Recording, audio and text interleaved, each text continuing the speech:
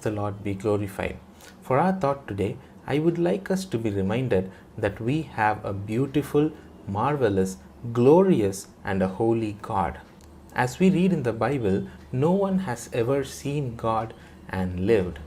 But there have been occurrences and incidents recorded in the Bible where God presents Himself to some of the men in a form that can be understood or comprehended by them. Let us look at some of the passages which record these kind of encounters. Firstly, in Exodus, we read about Moses, Aaron, Nadab, and Abihu in the 24th chapter, verse 10 onwards. And they saw the God of Israel, and there was under his feet as it were a paved work of sapphire stone, and it was like the very heavens in its clarity. So these four people, Moses, Aaron, Nadab, and Abihu, go up the mountain, and they are in the presence of the glory of God. And the people of Israel are watching it from a distance from the bottom of the mountain. And so we read in verses 16 and 17, "Now the glory of the Lord rested on Mount Sinai, and the cloud covered it 6 days. And on the 7th day he called to Moses out of the midst of the cloud. The sight of the glory of the Lord was like a consuming fire on the top of the mountain in the eyes of the children of Israel. So Moses went into the midst of the cloud and went up into the mountain, and Moses was on the mountain 40 days and 40 nights. Here the key word that I would like to take away is consuming fire. The glory of the Lord is so great, and it seemed like a consuming fire to the Israelites. Let us also read Ezekiel. Ezekiel chapter 1, we read about his vision of God. Verse 24 reads like this, "When they went, I heard the noise of their wings, like the noise of many waters, like the voice of the Almighty, a tumult like the noise of an army. And when they stood still, they let down their wings." Here he is trying to help us understand how the voice of the Almighty would sound like. And also, verse 26 onwards, "And above the firmament over their heads was like the likeness of a throne, in appearance like a sapphire stone. And on the likeness of the throne was a likeness with the appearance of a man high above it. Also from the appearance of his waist and upward I saw, as it were, the color of amber, with the appearance of fire all around within it. And from the appearance of his waist and downward I saw, as it were, the appearance of fire with brightness all around. Like the appearance of a rainbow in a cloud on a rainy day, so was the appearance of the brightness all around it. This was the appearance of the likeness of the glory of the Lord. So when I saw it, I fell on my face, and I heard a voice of one speaking." Even here, the appearance of the Lord, or the appearance of the glory of the Lord, in multiple occurrences is referred to as the fire, or the brightness that is so great. And this is the vision of Ezekiel.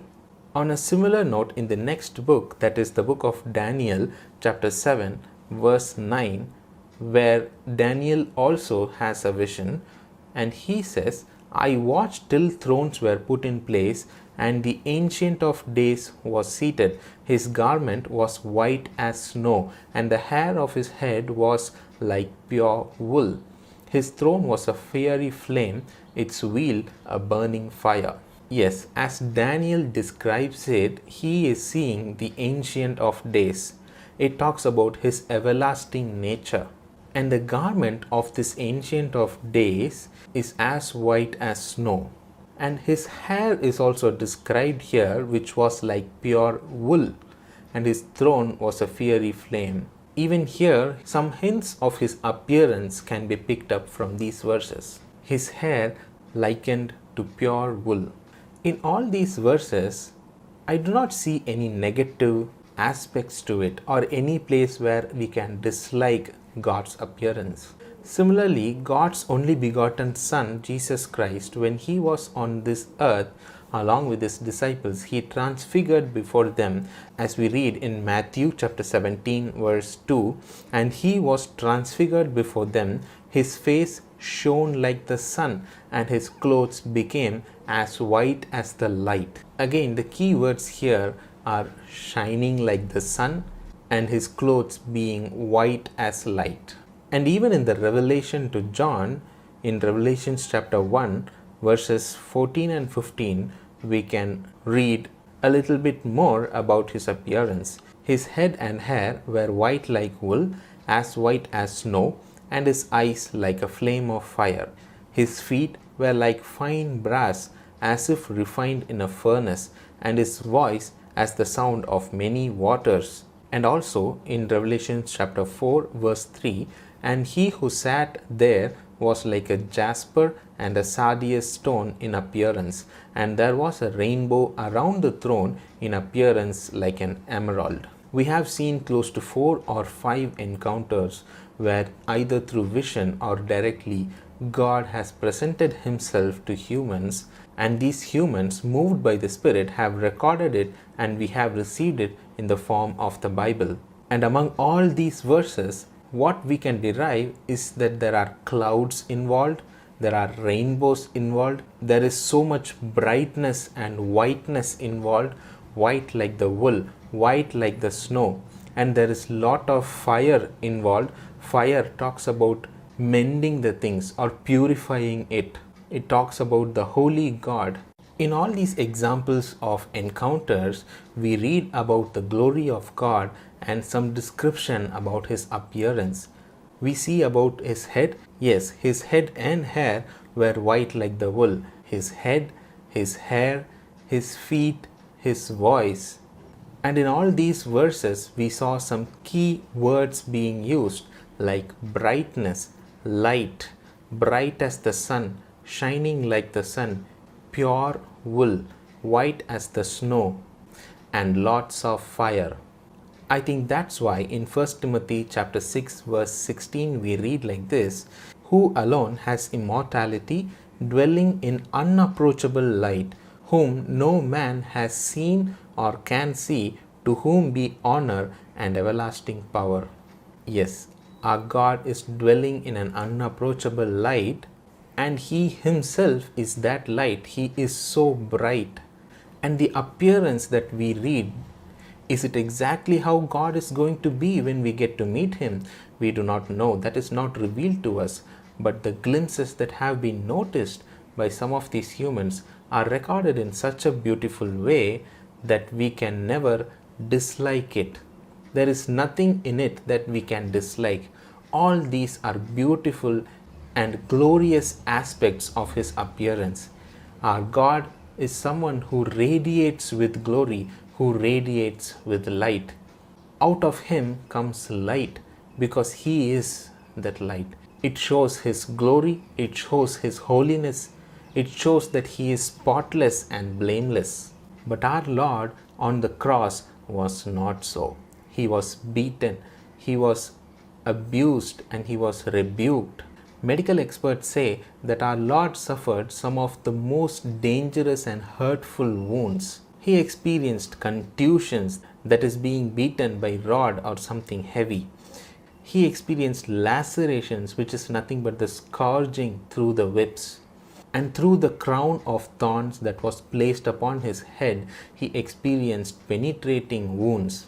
Through the nails that were driven through his body to hang him on the cross, he experienced perforating wounds.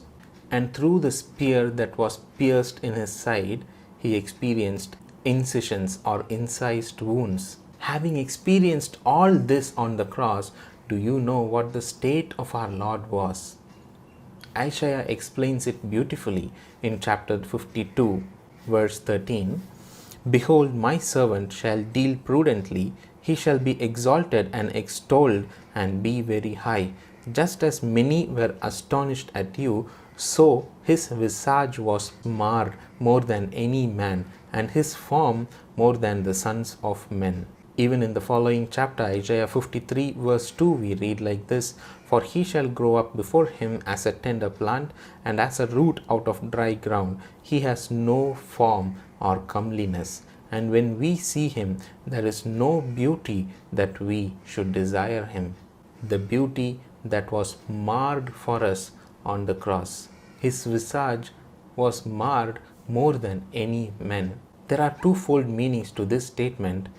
One is that he was marred and disfigured more than any other man that has ever experienced such a thing in this world. And the other stating that he was disfigured in such a way that he could not even be recognized as a man. Such was the change in state of the face of the Lord. As we take part in the table, as we remember the body that was broken down for us, let us remember how low the Lord put himself through, the beauty that was marred for us on the cross, for you and me, so that we can be saved. Just imagine the same Lord Jesus Christ who transfigured before those 3 disciples, and his face shone like the sun, was so bright, and his clothes were as white as the light.